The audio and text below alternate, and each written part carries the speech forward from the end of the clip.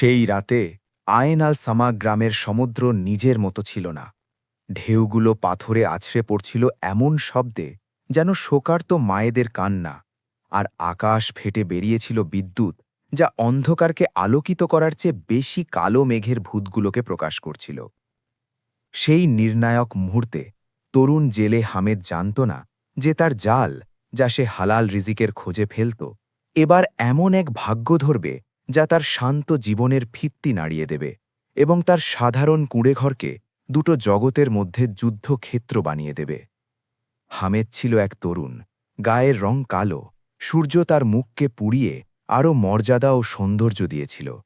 তার চোখ দুটো তীক্ষ্ণ ছিল বাজ পাখির মতো, আর শরীরটা সমুদ্রের কঠিন নৌকা চালানোতে গড়া। গ্রামে সে নীরবতা ও কম কথার জন্য পরিচিত ছিল, কিন্তু কেউ বিপদে পড়লে সে প্রথম ছুটে যেত সাহায্য করতে। সেই কালো রাতে বাতাস যখন আহত ড্র্যাগনের মতো শীষ দিচ্ছিল, হামেদ তার জরাজীর্ণ কুঁড়েঘর থেকে বেরিয়েছিল নৌকাগুলো দেখতে। রিজিক সংকীর্ণ ছিল, আর দারিদ্র্য তার বৃদ্ধ মায়ের জীর্ণ পোশাক কামড়ে ধরছিল, যার দুনিয়ায় এখন শুধু সেই ছিল। বাতাসের সাথে লড়াই করতে করতে সে জলের লাইনের কাছে একটা অদ্ভুত দেহ দেখতে পেল, যা ঢেউয়ে ভেসে আসছিল। প্রথমে ভাবল গাছের গুণী, কিন্তু প্রতি পদক্ষেপে তার হৃদয় অস্বাভাবিকভাবে ধরফড় করছিল। হামেদ দৌড়ল, বৃষ্টি তার মুখে চাবুকের মতো আঘাত করছিল, যতক্ষণ না সে সেই ক্লান্ত দেহের কাছে পৌঁছল। এটা ছিল এক মহিলা, কিন্তু গ্রামের মহিলাদের মতো নয়। তার ত্বক মুক্তার মতো সাদা, যদিও ফ্যাকাশে, আর কালো লম্বা চুল তার পিছনে ভাঙা রাতের লেজের মতো বিস্তৃত। তার ছেঁড়া কাপড় অঢেল ধন সম্পদ ও কঠিন নির্যাতনের সাক্ষ্য দিচ্ছিল একসাথে। মহিলাটি করুণ আর্তনাদ করছিল, যা হৃদয় ছিঁড়ে দিত। কখনো বিসমিল্লাহ বলছিল, কখনো অজ্ঞান হয়ে যাচ্ছিল। হামেদ তার কপালে হাত রাখল, দেখল জ্বরে ফুটছে যেন হাড়ি। তারপর তার চোখ নেমে এলো তার ফোলা পেটে, যা এমনভাবে নড়ছিল যেন ভ্রূণটি এই ভয়ঙ্কর দুনিয়ায় বেরিয়ে আসার জন্য লড়াই করছে। হামেদ উচ্চস্বরে চিৎকার করল, ইয়া রহমান, ইয়া রহিম, তোমার রহমতে আমাদের রক্ষা করো। সে এক মুহূর্তও দ্বিধা করল না, তাকে তার শক্তিশালী বাহুতে তুলে নিল এবং তার শরীরে এক অদ্ভুত কাঁপুনি অনুভব করল। ভয়ের নয়, বরং এই মহিলা থেকে বের হওয়া এক অদ্ভুত শক্তি। সে তাকে নিয়ে দৌড়ল খালা আমেনার কুঁড়েঘরের দিকে, গ্রামের ধাত্রী, যে তার জীবন নতুন প্রাণের স্বাগত জানাতে উৎসর্গ করেছিল। দূরত্বটা বৃষ্টির ভারে মাইলের মতো লাগছিল, আর প্রতি পদক্ষেপে বিদ্যুৎ তার কাছে আঘাত করছিল, যেন তাকে পৌঁছতে বাধা দিচ্ছিল। হামেদ ধাত্রীর কুঁড়েঘরে পৌঁছে পায়ে দরজায় লাথি মারল এবং চিৎকার করল, ইয়া খালা আমেনা, গরম পানি আর কাপড় নিয়ে এসো, এখানে একটা প্রাণ মরতে বসেছে আর একটা প্রাণ জন্ম নিতে চলেছে। বৃদ্ধা ভড়কে গেল, কিন্তু তার অভিজ্ঞতা তাকে স্থির রাখল। মেয়েটাকে বিছানায় শুইয়ে দিল এবং যন্ত্রণার যাত্রা শুরু হল। হামেদ কুঁড়েঘরের বাইরে ঘণ্টার পর ঘণ্টা বৃষ্টির নিচে পায়চারি করল, তার রবের কাছে দোয়া করছিল। বাইরের বাতাসের সনসন শব্দ বাড়ছিল, এমনকি তার মনে হল গাছগুলো অস্পষ্ট শব্দে ফিস করছে। ঝড়ের ভাঙনের মুহূর্তে এবং ফজরের আগের অদ্ভুত শান্তিতে এক শিশুর চিৎকার বেরিয়ে এলো। এমন চিৎকার হামেদ কখনো শোনেনি, শক্তিশালী, বিশুদ্ধ, যা স্থানটাকে কাঁপিয়ে দিল। খালা আমেনা বেরিয়ে এলো, তার হাত কাঁপছিল। ঘাম মুছতে মুছতে বলল, হেয়া ছেলে, এই শিশুটা অন্য শিশুদের মতো নয়, তার মুখ দেখো, পূর্ণিমার চাঁদের মতো। আর তার মা, আহ্বান করি তার অবস্থা, সে এমন কথা বলছে যা আমি বুঝি না, আর কোনগুলোর দিকে ভয়ে তাকাচ্ছে। হামেদ জোর দিয়ে তাকে তার নিজের বাড়িতে নিয়ে গেল, কারণ তার বাড়ি ছিল সেই দুর্গ যেখানে তার সৎ মা হাজ্জা ফাতেমা থাকত। তাকে তার শক্ত বাহুতে তুলে নিল, সে তার শিশুকে বুকে চেপে ধরে এমন জোরে যেন শ্বাস বন্ধ হয়ে যায়, এবং গ্রামের রাস্তায় হাঁটল, যা জেগে উঠছিল। চোখগুলো জানালার পিছন থেকে তাকে দেখছিল, আর ফিসফিস শুরু হলো, হামেদ কোথা থেকে এই জাদুকরি নিয়ে এলো? দেখো তার সম্মেহজনক সৌন্দর্য, এটা কি হামেদের ছেলে? সে এসব গুঞ্জনের দিকে ভ্রুক্ষেপ করল না, বরং কুঁড়েঘরে ঢুকে তাকে উষ্ণ বিছানায় শুইয়ে দিল। হাজ্জা ফাতিমা মায়ের হৃদয় নিয়ে তাকে স্বাগত জানালো, তার জন্য ভেষজের শান্তিকর স্যুপ বানালো এবং তার মাথায় হাত বুলিয়ে কোরআনের আয়াত পড়তে লাগল, তার হৃদয় শান্ত করতে। মেয়েটি, যার নাম পরে জানা গেল রহমা, ভয়ে কাঁপছিল, তার চোখ কুঁড়েঘরের কোণে ঘুরছিল প্রসারিত পুতুরের মতো। বাতাস যখন দরজায় ধাক্কা দিচ্ছিল, সে চিৎকার করে উঠত এবং তার শিশুর মুখ ঢেকে ফেলত। সেই মুহূর্তে বাতাস সত্যিই অদ্ভুত ছিল, প্রাকৃতিক নয়, বরং দরজা ঠেলে ভিতরে ঢুকতে চাইছে যেন। বাইরের উঁচু ঢেউয়ের শব্দ নিয়মিত তালে ড্রামের মতো বাজছিল। রহমার ভয় এত তীব্র ছিল যে সে সুপের পেয়ালা ধরে রাখতে পারছিল না। তার হাত দুটো একে অপরকে আঘাত করছিল। হামেদ তার পাশে বসল। তার গম্ভীর শান্ত কণ্ঠে তার উত্তেজনা শোষণ করার চেষ্টা করে বলল, ইয়া বোন, তুমি এখন আল্লাহর জিম্মায়, তারপরেই বাড়ির জিম্মায়। এখানে কেউ তোমার কাছে পৌঁছতে পারবে না। কিন্তু আল্লাহর কসম, বলো তুমি কে, আর কি এমন অবস্থায় তোমাকে সমুদ্রের গভীরে ফেলে দিয়েছে? তুমি কি প্রতিশোধ থেকে পালাচ্ছ, নাকি জুলুম থেকে, নাকি তোমার পিছনে এমন কিছু যা আমাদের মাথা সহ্য করতে পারবে না? রহমা তাকে তাকালো, তার দৃষ্টি পাথর পোড়ানোর মতো, এবং কাঁপা কণ্ঠে বলল, আমাকে রক্ষা করো, অনুরোধ করি, শুধু 1 সপ্তাহ, যতক্ষণ না এই ছোট্টটার শরীর শক্ত হয়। তারপর আমি চলে যাব, আর তোমরা আমার মুখ আর দেখবে না। মৃত্যু আমার পিছনে দৌড়াচ্ছে, আর অন্ধকার পুরুষের চাদর পড়ে আছে। বাতাস আরও উন্মত্ত হল। হঠাৎ জানালা খুলে গেল, এবং কবরের মতো ঠান্ডা বাতাস ঢুকল। রহমা চিৎকার করল, তার হাত থেকে সুপের চামচ পড়ে গেল, এবং সে তার শিশুকে জড়িয়ে ধরে বিড়বিড় করল, সে আমার গন্ধ পেয়েছে, সে আসবে, সে সপ্তমটাকে নিতে আসবে। হাজ্জা ফাতিমা ভরকে গেল, কিন্তু তার ঈমান তার ভয়ের চেয়ে শক্তিশালী ছিল। সে উঠে জানালা শক্ত করে বন্ধ করল, তারপর ফিরে এসে রহমার ছোট হাত তার রুক্ষ হাতের মধ্যে নিয়ে বলল, ইয়া মেয়ে, আমরা মুসলিম, একেশ্বরবাদী। যে ঘরে কুরআন পড়া হয়, শয়তানরা তার কাছে আসে না। কিন্তু তোমাকে রক্ষা করতে হলে আমাদের শত্রুর প্রকৃতি বুঝতে হবে। সত্য বলো, এই শিশুর বাবা কে? সে কি তোমার স্বামী, নাকি তুমি বিশ্বাসঘাতক ফাঁদে পড়েছ? রহমা তীব্র কান্নায় ফেটে পড়ল, বছরের পর বছর নির্যাতন ও নীরবতার কান্না। হাজ্জা ফাতিমা সূরা ইয়াসিনের আয়াত তিলাবাত করে তাকে শান্ত করার পর সে এমন এক গল্প বলতে শুরু করল যা কারোর কল্পনায় আসেনি। সে বলল, আমার নাম রহমা। আমি এক দূরের গ্রামে থাকতাম, যেটা চারদিকে জঙ্গলে ঘেরা। আমি পিতামাতাহীন ছিলাম, এক জরাজীর্ণ ঘরে থেকে উল বোনার কাজ করে খেতাম। আমি একা ছিলাম, যতক্ষণ না সে আমার জীবনে এলো, জাসের। সে শুধু একজন পুরুষ ছিল না, সে প্রাচীন কিংবদন্তির নায়কের মতো দেখতে ছিল। তার সৌন্দর্য মন কেড়ে নিত, আর তার মর্যাদা সবাইকে মাথা নিচু করতে বাধ্য করত বিনা কথায়। তাকে প্রথম দেখেছিলাম গ্রামের বাজারের দিনে, যখন এক উন্মাদ অশ্বারোহী আমার দিকে ঘোড়া ছুটিয়ে দিয়েছিল। হঠাৎ জাসের কোথা থেকে এসে এক হাতে ঘোড়ার লাগাম ধরে ফেলে, যেন কাপড়ের টুকরো। অশ্বারোহীকে এমন দৃষ্টি দেয় যে সে ভয়ে ঘোড়া থেকে পড়ে যায় বিনা কথায়। তারপর থেকে সে আমার সব জায়গায় দেখা দিত। কূপে গেলে সে আমার জন্যে জলের পাত্র বয়ে নিত। জঙ্গলে কাঠের খোঁজে হারিয়ে গেলে সে ছায়ার মতো আমাকে পথ দেখাত। সে অদ্ভুতভাবে উদার ছিল, আমার হয়ে গরিবদের দান করত, রাতে আমার দরজায় সেরা কাপড় রেখে চলে যেত। এক রাতে সে আমার ঘরে এসে আমার হাত চাইল, মধুর কথায় বলল, ইয়া রহমা, তুমি সেই মুক্তা যে আমার হৃদয়ে বাসা বেঁধেছে। আমি তোমাকে এই দারিদ্র্য থেকে আমার প্রাসাদে নিয়ে যাব, যেখানে চাকর বাকর, সোনার প্লেটে খাবার, রেশমের বিছানা। তোমার কখনো কিছুর অভাব হবে না। শুধু এক শর্ত, আমার ওপর অন্ধ বিশ্বাস। আমার কাজ, আমার টাকার উৎস, প্রাসাদে যা দেখবে তা নিয়ে প্রশ্ন করবে না।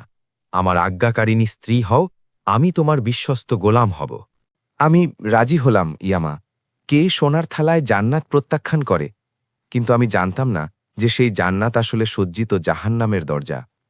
রহমা থামল তার নিঃশ্বাস ধরতে, আর হামেদ ও তার মা বিস্ময়ে তার দিকে তাকিয়েছিল।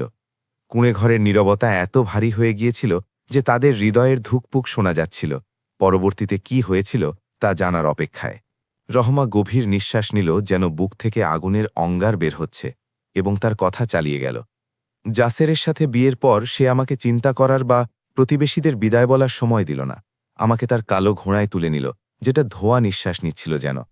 আর আমরা এমন যাত্রায় বের হলাম যার তুলনা আমি দেখিনি। ঘোড়ার খুরের নিচে জমি ভাঁজ হয়ে যাচ্ছিল, গাছগুলো ভূতের মতো পিছনে সরে যাচ্ছিল। অবশেষে আমরা প্রাসাদে পৌঁছালাম। হায় আল্লাহ, যদি তোমরা দেখতে! কালো চকচকে পাথরের তৈরি বিশাল প্রাসাদ, পাহাড়ের চূড়ায়, চারদিকে মেঘ ঘিরে রেখেছে। সূর্যও যেন তার কাছে আসতে ভয় পায়। আমরা বিশাল লোহার গেট দিয়ে ঢুকলাম, যা নিজে থেকে খুলে গেল এমন চিৎকারে যে আমার বুক কেঁপে উঠল। প্রধান হলে পা রাখার সাথে সাথে আমি এমন সৌন্দর্যে অভিভূত হলাম যা আমার চোখ কখনো দেখেনি। ক্রিস্টালের ঝাড়বাতি আঙ্গুরের গুচ্ছের মতো ঝুলছে, রেশমের গালিচা পায়ে ডুবে যায়, প্রাচীন বখুরের গন্ধ স্থান ভরে আছে। সে একটু থামল, তার মুখে ভয়ের ছায়া পড়ল। তারপর বলল, কিন্তু এই সৌন্দর্যের পিছনে ছিল ভয়ঙ্কর নীরবতা। শুধু জাসেরের ভারী পদশব্দ ভাঙত তা। হঠাৎ সামনে ৩ মহিলা এলো। তাদের মাথায় সোনার মুকুট, দিবাজের পোশাক, কিন্তু মুখ ফ্যাকাশে, চোখ গর্তে ঢোকা, যেন জীবনের আলো অনেক আগে হারিয়েছে। জাসের রহস্যময় হাসি দিয়ে বলল, রহমা, এরা আমার ৩ স্ত্রী, আর তুমি আজ থেকে তাদের চতুর্থ স্ত্রী। এরা তোমাকে প্রাসাদের নিয়ম শেখাবে। আমি আশা করি তুমি আজ্ঞাকারিণী হবে। আমার রক্ত জমে গেল। বিয়ের আগে আমি জানতাম না তার স্ত্রী আছে, আর শর্তটা আমার গলায় ফাঁসের মতো বাঁধা ছিল। প্রথম দিনগুলো অবর্ণনীয় বিলাসে কাটল। খাবার আমার টেবিলে আসত বিনা চাকর দেখে, কাপড় রাতারাতি বদলে যেত, কিন্তু ভয় আমার হৃদয়ে বিষাক্ত আগাছার মতো বাড়ছিল। তার ৩ স্ত্রীকে দেখতাম অন্ধকার কোণে বসে, না কথা বলে, না হাসে, শুধু আমাকে দুঃখ আর নীরব সতর্কতায় ভরা দৃষ্টি দেয়। রহমার কণ্ঠ আরও কাঁপছিল। এক রাতে প্রাসাদের দেওয়ালে বাতাস ধাক্কা খাচ্ছিল। আমি কৌতূহলের তাড়নায় আমার ঘর থেকে বেরিয়ে পড়লাম। জানতে চাইলাম এই মহিলাদের রহস্য, আর এই প্রাসাদে, যেখানে আমরা ছাড়া কেউ নেই। ৩ স্ত্রীকে এক দূরের ঘরে ফিসফিস করতে দেখলাম, সাপের ফসফসানির মতো। কাছে গেলে বড়টি আমার হাত জোরে ধরল এবং বলল, পালাও রহমা, পালাও। তোমার পেটে যা বাড়ছে তা বড় হওয়ার আগে, চক্রপূর্ণ হওয়ার আগে। আমি বিস্ময় জিজ্ঞেস করলাম, কি মানে? তোমরা এত দুঃখী কেন? সে চোখে জল নিয়ে বলল, জাসের যেমন তোমাকে বলেছে, আমরা বন্ধা নই। আমরা প্রত্যেকে ২টো করে সন্তান জন্ম দিয়েছি, চাঁদের টুকরোর মতো। কিন্তু প্রতি সন্তানের জন্মের ৭ম রাতে জাসের তাকে নিয়ে নিচের ভূগর্ভে যেত এবং একা ফিরত। তার মুখ থেকে দয়া উধাও। আমরা আমাদের সন্তান আর দেখিনি। সে জিনদের রাজাদের জন্য ৬টা শিশু কোরবানি দিয়েছে তার শক্তি ও ক্ষমতা বাড়াতে। এখন সে তোমার শিশুর জন্য অপেক্ষা করছে, ৭ম শিশু, যার রক্তে তার শয়তানি চুক্তি পূর্ণ হবে এবং সে জাদু ও অমরত্বের দরজা খুলে ফেলবে। রহমা কথা থামালো এক মুহূর্তের জন্য। হাজ্জা ফাতিমা আস্তে সুবহান আল্লাহ বলছিল, আর হামেদ রাগে মুষ্টি শক্ত করছিল। রহমা চালিয়ে গেল, সেই দিন থেকে প্রাসাদ আমার চোখে অন্ধকার কারাগার হয়ে গেল। আমি জাসেরকে সতর্কভাবে লক্ষ্য করতে লাগলাম এবং আবিষ্কার করলাম যে প্রতি রাতে সে প্রাসাদের একটা বড় আয়নার সামনে দাঁড়িয়ে এমন কথা বলত যা জমিন কেঁপে উঠত। আয়নায় তার প্রতিবিম্ব দেখা যেত না, বরং এক বিশাল শিংওয়ালা জ্বলন্ত কয়লার মতো চোখের প্রাণী দেখা যেত, যে তাকে বজ্রের মতো গম্ভীর কণ্ঠে কথা বলত। এক কালো রাতে আমি তাকে এক অন্ধকার করিডোরের শেষে একটা দেয়ালের দিকে যেতে দেখলাম। সে একটা নির্দিষ্ট পাথর চাপল, দেয়াল ফাঁক হয়ে সর্পিল সিঁড়ি দেখা দিল, যা পৃথিবীর গভীরে নামছিল। আমি তার পিছু নিলাম, হৃদয় থামার মতো ভয়ে। প্রাসাদের নিচে এক বিশাল গুহায় পৌঁছালাম, যেখান থেকে গন্ধ বেরোচ্ছিল, গন্ধক ও মৃত্যুর। দেখলাম জাসের নীল আগুনের বৃত্তের মাঝে দাঁড়িয়ে, তার চারপাশে অদ্ভুত প্রাণী, অর্ধেক মানুষ অর্ধেক জন্তু, তাকে সিজদা করছে এবং অন্ধকারের প্রভু বলে ডাকছে। তাকে শুনলাম শয়তানি হাসি হেসে বলতে, সময় ঘনিয়ে এসেছে, ৭ম শিশু আসছে, তার রক্তে আমরা পুরনো চুক্তি ধুয়ে এই জমিন ও তার নিচের সবকিছু আমাদের হাতে নিয়ে নেব। আমি নিজেকে ধরে রাখতে পারলাম না, মুখ বুজে চিৎকার করে ফেললাম। জাসের শব্দের দিকে ঘুরল, তার চোখ রক্ত লাল হয়ে গেল, শরীর বড় হতে লাগল, মুখ বদলে যাচ্ছিল, যেন মানুষের মুখোশ খুলে ফেলছে। সে আমার পিছনে ঝড়ের মতো ছুটতে লাগল, অমানুষিক কণ্ঠে চিৎকার করতে করতে, কোথায় পালাবি রহমা, তুমি আর তোমার শিশু আমার। আমি প্রাসাদের করিডোরে দৌড়ালাম, সামনে কিছু দেখতে পাচ্ছিলাম না। দরজাগুলো আমার মুখের ওপর বন্ধ হচ্ছিল, দেয়াল সংকুচিত হচ্ছিল। অবশেষে এক উঁচু বারান্দায় পৌঁছালাম, যেটা একদিকে সমুদ্রের ওপর ঝুঁকে আছে। আর কোনো উপায় ছিল না। পানিতে ডুবে মরা তার চেয়ে ভালো ছিল যে সে আমার শিশুকে সেই দানবে দিয়ে দেবে। আমি নিজেকে ঝাঁপ দিলাম, ইয়া গিয়াসুল মুস্তাগিসিন বলে সাহায্য প্রার্থনা করতে করতে। ঠান্ডা পানিতে পড়লাম। জাসের আমার পিছনে আগুনের গোলা ছুটছিল, যা পানিতে ছোঁয়ার সাথে সাথে বাষ্প হয়ে যাচ্ছিল। ঢেউ আমাকে নিয়ে যাচ্ছিল, অদৃশ্য শক্তি আমাকে সেই প্রাসাদ থেকে দূরে ঠেলে দিচ্ছিল।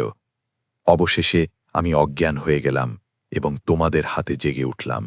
রহমা তার গল্প শেষ করার সাথে সাথে কুঁড়েঘরে ভারী নীরবতা নেমে এলো, কিন্তু তা বেশিক্ষণ স্থায়ী হল না।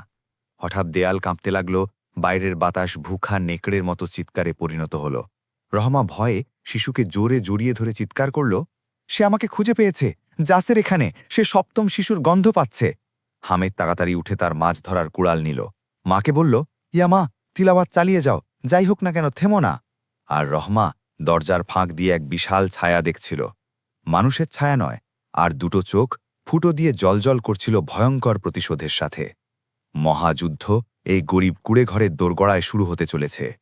কুড়েঘরের বাইরে যা হচ্ছিল তা কেবল একটা সাধারণ ঝড় ছিল না, বরং আত্মার ওপর আঘাত করা ভূমিকম্প ছিল।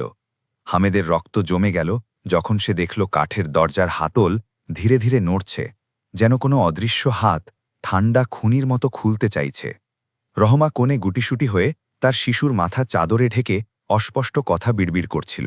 ভয়ে কাঁপছিল ঝড়ে আটকে পড়া প্রজাপতির মতো। কিন্তু হাজ্জা ফাতিমা ছিল সেই পাথর যার ওপর সবাই ভরসা করছিল। তার কণ্ঠে কাঁপুনি ছিল না যখন সে আয়াতুল কুরসি জোরে পড়ছিল। কোরআনের হরফগুলো তার মুখ থেকে আলোর তীরের মতো বেরোচ্ছিল, অন্ধকার ভেদ করে। হঠাৎ বাতাসের শব্দ পুরোপুরি থেমে গেল। এমন ভয়ঙ্কর নীরবতা নেমে এলো যে হামেদ ল্যাম্পের তেলের ফোঁসফোঁস শুনতে পাচ্ছিল। আর হঠাৎ বিনা সতর্কতায় দরজার পিছন থেকে জাসেরের কণ্ঠ বেরিয়ে এলো। মানুষের নয়, সাপের ফোঁসফোঁসানি আর বজ্রের গর্জনের মিশ্রণ।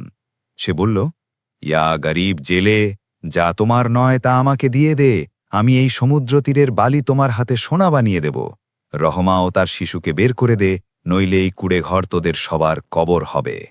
হামেদ তার ঘামে ভেজা হাতে কুড়াল জোরে চেপে ধরে পুরো গলায় চিৎকার করল, আল্লাহর কসম, আমার লাশের ওপর দিয়ে না গেলে তুমি তাকে নিতে পারবে না। এটা এমন ঘর যেখানে শুধু আল্লাহকে এক বলে ঢোকা যায়।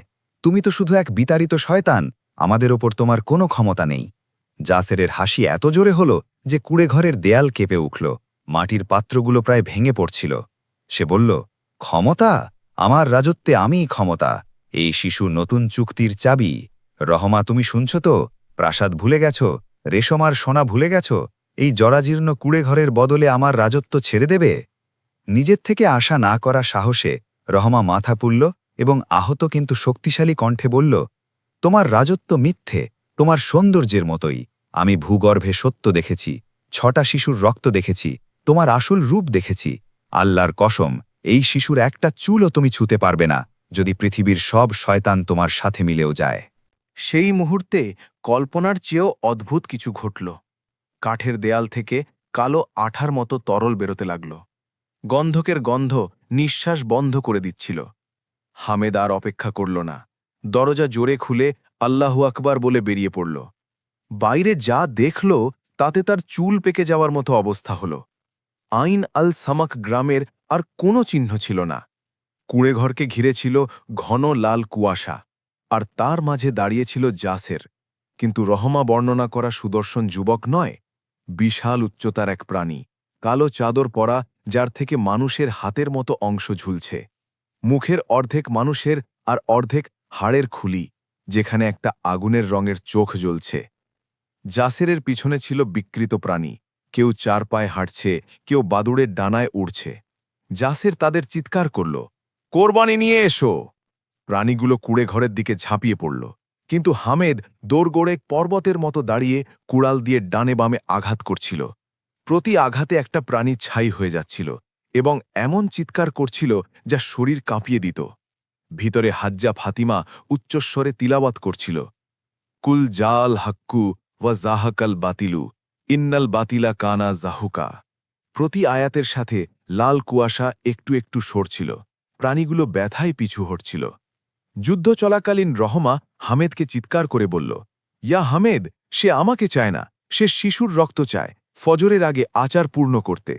সূর্য উঠলে এবং শিশু না পেলে সে 1000 বছরের জন্য তার শক্তি হারাবে। জাসের এটা শুনে রাগে ফেটে পড়ল এবং হাতের এক নড়াচড়ায় কুঁড়েঘরের দিকে আগুনের ঢেউ পাঠাল। কিন্তু আল্লাহর কুদরতে মায়ের কোলে শিশুটি চিৎকার করল, কান্না নয়, সিংহের গর্জনের মতো। আগুন তৎক্ষণাৎ নিভে ঠান্ডা বাষ্পে পরিণত হল। জাসের বিস্ময় 1 পা পিছিয়ে গেল এবং ভয়ে ফিসফিস করল, অসম্ভব! কোরবানির আগে 7ম শিশুর এত শক্তি থাকার কথা নয়, কি করে? ঠিক সেই সময় দূরের মসজিদ থেকে ফজরের আজান ভেসে আসতে লাগল। প্রতি আল্লাহু আকবারের সাথে জাসেরের শরীর সংকুচিত হচ্ছিল, তার সাথের প্রাণীগুলো পানিতে লবণের মতো গলে যাচ্ছিল। হামেদ বিজয় কাছে বেঁকে চিৎকার করল, ইয়া আল্লাহর শত্রুরা, তোমাদের গভীরে ফিরে যাও, এই শিশু দান খয়রাত ও বীরত্বের বরকতে রক্ষা পেয়েছে। জাসের শেষ চেষ্টা করল, বিদ্যুৎ গতিতে হামেদের দিকে ঝাঁপিয়ে পড়ল, তার নখর জেলের গলার কাছে। কিন্তু হামেদ কুড়াল ফেলে দিয়ে তার পকেটের ছোট কোরআনটা বের করে তার মুখের সামনে ধরল। জাসের এমন চিৎকার করল যা মেঘ ছেড়ে দিল। সে কালো দুর্গন্ধযুক্ত ধোঁয়ায় পরিণত হয়ে মিলিয়ে গেল এবং শপথ করল, গল্প এখানে শেষ হয়নি রহমা, তার ৭ম দিনে আমি ফিরে আসব, সমুদ্রের তলা থেকে। ফজরের প্রথম আলোয় সবকিছু উধাও হল, কুয়াশা সরে গেল, গ্রাম তার সাধারণ ঘরবাড়ি নিয়ে ফিরে এলো। হামেদ ক্লান্তিতে হাঁটু গেড়ে বসে পড়ল। রহমা তার কাছে দৌড়ে এসে কাঁদতে কাঁদতে তার হাত ধরে ধন্যবাদ দিল। হাজ্জা ফাতিমা কুঁড়েঘর থেকে বেরিয়ে এলো, তার মুখে অদ্ভুত আলো। সমুদ্রের দিকে তাকিয়ে বলল, শয়তান চলে গেছে, কিন্তু মরেনি। এই শিশুর ভিতরে এমন রহস্য আছে যা এই দুনিয়ার চেহারা বদলে দেবে। জাসের তাকে এত সহজে ছাড়বে না। হামেদ বাকি দিনটা কুঁড়েঘর সুরক্ষিত করতে কাটাল, কিন্তু গ্রামে শান্তি ফিরল না। গল্প ছড়িয়ে পড়ল, কেউ কেউ হামেদ ও তার অতিথিকে ভয় পেতে লাগল। সেই দিনের সন্ধ্যায় হামেদ সমুদ্রতীরে বসে জাসেরের শপথ নিয়ে ভাবছিল। হঠাৎ দূরে সমুদ্রে অদ্ভুত কিছু দেখল। 3টে কালো জাহাজ, পাল ছাড়া, নাবিক ছাড়া, ধীরে ধীরে তীরের দিকে আসছিল, যেন নতুন অশুভের সংকেত জাসেরের হারানো রাজ্য থেকে। হামেদ বুঝল, যুদ্ধ শুধু শুরু হয়েছে। আগামী 7 দিন তার ঈমান ও সাহসের আসল পরীক্ষা। হামেদ যে কালো জাহাজগুলো দেখেছিল তার ক্লান্তির খেয়াল বা কল্পনা ছিল না, তা বাস্তব। কাবাসের মতো শান্তভাবে আইন আল সামাক গ্রামের তীরের দিকে এগোচ্ছিল। জাহাজগুলো বাতাসের বিপরীতে চলছিল, নাবিক ছাড়া, ছেঁড়া পাল বাতাসে নড়ছিল না, ঝড়ের মধ্যেও, যেন মৃতদের জগৎ থেকে সংকেত। হামেদ তাড়াতাড়ি কোণে ঘরে ফিরল, তার হৃদয় সতর্কবার্তার ড্রামের মতো বাজছিল। রহমাকে দেখল হাজ্জা ফাতিমার পাশে বসে, তার মুখ আবার ফ্যাকাশে। তাকে বলার দরকার পড়ল না, শয়তানের তাড়া খাওয়া মায়ের প্রবৃত্তি তাকে জানিয়ে দিয়েছিল যে জাসের হাল ছাড়েনি। রহমা গলা চেপে বলল, ইয়া হামেদ, ওই জাহাজগুলো 3 স্ত্রীকে বয়ে আনছে। জাসের তাদের গোলাম বানিয়েছে, তাদের আত্মাকে ভাসমান করে দিয়েছে। তারা এখন তার আদেশে আমার শিশু ফিরিয়ে নিতে আসছে। তাদের আর নিজেদের ইচ্ছা নেই, সে তাদের মন কেড়ে নিয়ে তার হিংস্রতার হাতিয়ার বানিয়েছে। এই কথাগুলো হামেদের উপর বজ্রপাতের মতো পড়ল। কিভাবে সে অন্ধকারে ডোবানো মহিলাদের মোকাবিলা করবে যারা জাদুর হাতিয়ার হয়ে গেছে? কিন্তু হাজ্জা ফাতিমা তার চিরাচরিত হিকমত নিয়ে বলল, জুলুম চিরকাল থাকে না মেয়ে, জাদুর ওপর গড়া শক্তি মাকড়সার জালের মতো দুর্বল। ইয়া হামেদ, মসজিদের শেখ আব্দুর রহমানের কাছে যাও, তিনি জ্ঞানী ও দূরদর্শী। আল্লাহর কিতাবে আমাদের জন্য মুক্তির পথ খুঁজে পাবেন। হামেদ গভীর রাতে গ্রামের গলিতে লুকিয়ে শেখের বাড়ির দিকে রওনা হল। গ্রামে অদ্ভুত নীরবতা, কুকুর অবিরাম ডাকছিল, বিড়াল ভয়ে ছুটোছুটি করছিল, যেন তারা দেখছে যা মানুষ দেখতে পাচ্ছে না। শেখ আব্দুর রহমানের কাছে পৌঁছে গল্প শুরু থেকে বলল। শেখ মনোযোগ দিয়ে শুনল, সাদা দাড়িতে হাত বুলিয়ে লা হাউলা ওয়ালা কুব্বতা ইল্লা বিল্লাহ বলছিল। এই ধরনের জিনকে বলে তাইয়ার গাওয়াস, সবচেয়ে বিপজ্জনক, কারণ তারা তাদের জাদু প্রকৃতির উপাদানের সাথে বাঁধে, সমুদ্র বাতাসের সাথে। জাসের শুধু জিন নয়, সে মারিদদের মধ্যে, যারা রক্তের চুক্তি করার চেষ্টা করে। বিভিন্ন মায়ের 7টা শিশুকে তাদের 7ম দিনে জবাই করে, যাতে মানুষের রূপে হাজার হাজার বছর বাঁচতে পারে, বুড়ো না হয়। শেখ হামেদকে এক বোতল দিল, যাতে রুকিয়ার আয়াত পড়া পানি ছিল। তাকে আদেশ করল কুঁড়েঘরের চারপাশে ছিটিয়ে দিতে এবং গ্রামের 7 জন সৎপুরুষ জড়ো করে 7ম রাতে, মহাসংঘর্ষের রাতে, তার সাথে দাঁড়াতে। হামেদ ফিরে এসে নির্দেশ পালন করতে লাগল, কিন্তু তা সহজ ছিল না। জাসেরের জাদুর ছোঁয়া লাগা দুর্বল মানুষের প্ররোচনায় গ্রামবাসী পরের দিন কুঁড়েঘর ঘিরে জড়ো হয়ে চিৎকার করতে লাগল, বিদেশি মহিলাকে বের করে দাও আমাদের মাঝ থেকে, সে আমাদের অমঙ্গল ও ধ্বংস ডেকে আনছে, দেখো কালো জাহাজগুলো, তার জন্যেই। হামেদ তাদের সামনে সিংহের মতো দাঁড়িয়ে কুড়াল তুলে বলল, ইয়া আমার গ্রামবাসী, তোমরা পানিতে ভাসা কাঠের ভয় পাও আর আল্লাহকে ভয় পাও না? এই এক মুসলিম মহিলা যে আমাদের কাছে আশ্রয় চেয়েছে, যে তার অতিথিকে শত্রুর হাতে তুলে দেয়, সে আমাদের দলের নয়। যে তাকে বের করতে চায় সে প্রথমে আমার লাশের ওপর দিয়ে যাক।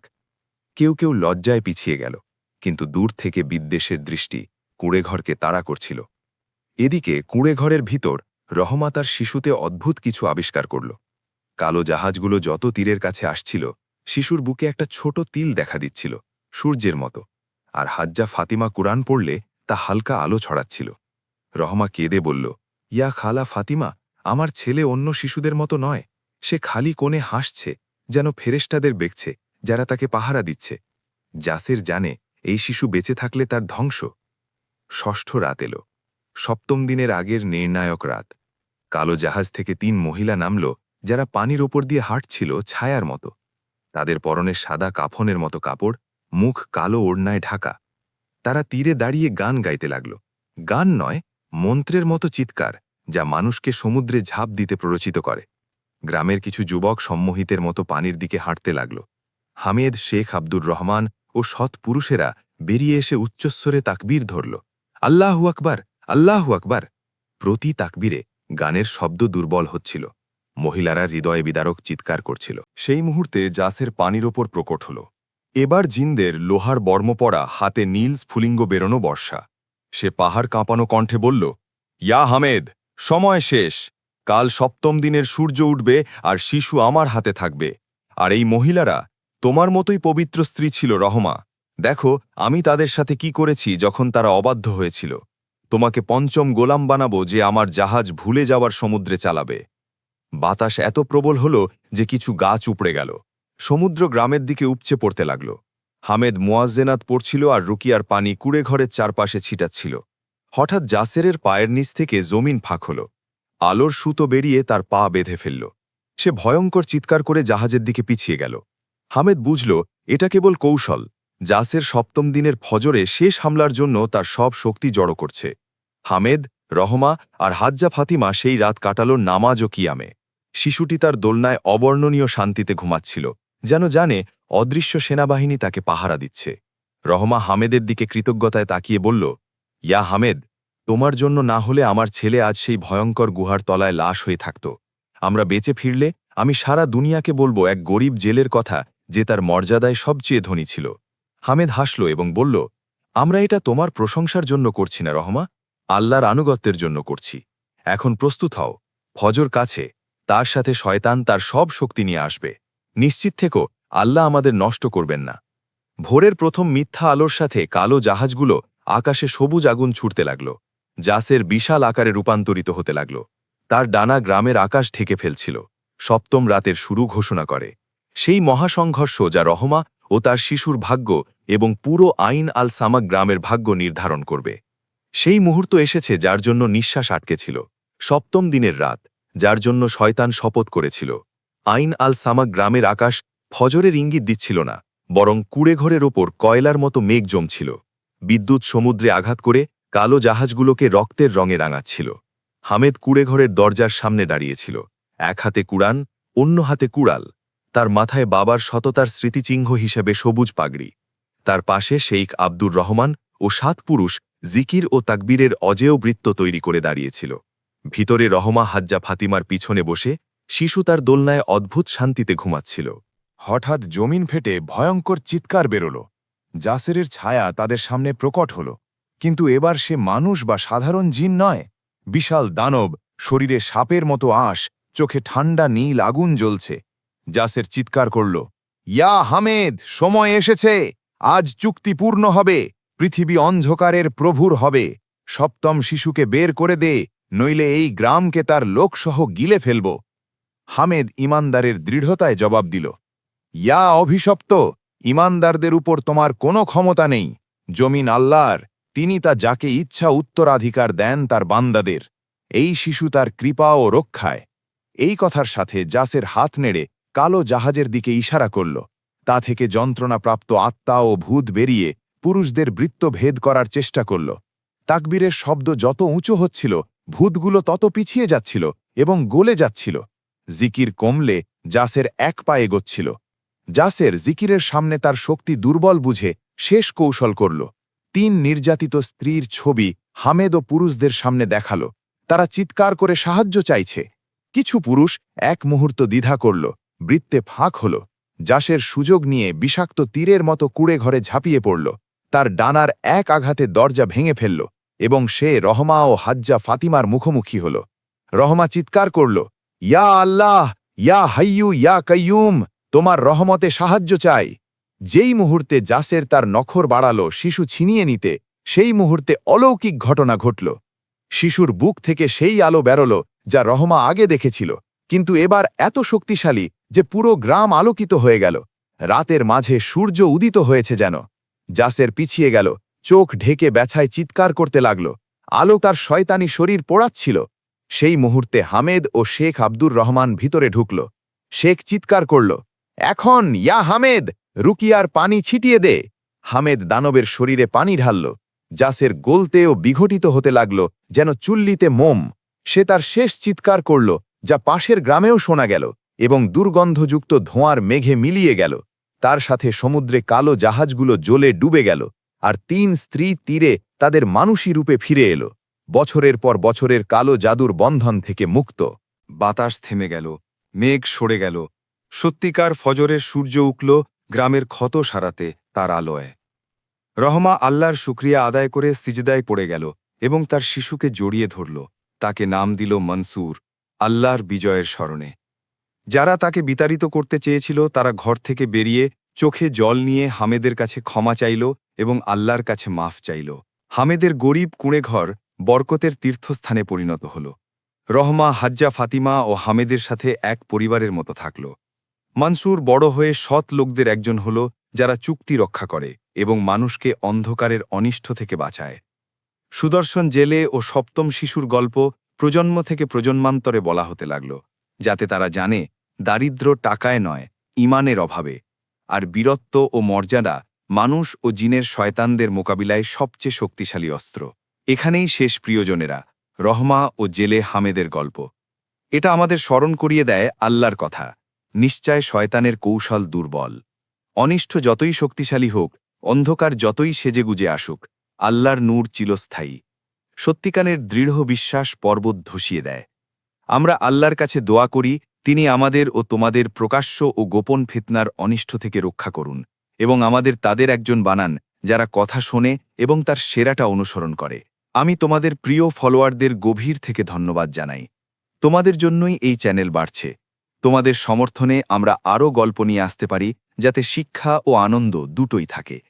গল্প ভালো লাগলে লাইক বাটনে ক্লিক করতে ও চ্যানেলে সাবস্ক্রাইব করে বেল নোটিফিকেশন চালু করতে কৃপণতা করো না, যাতে নতুন সবকিছু তোমাদের কাছে পৌঁছে যায়।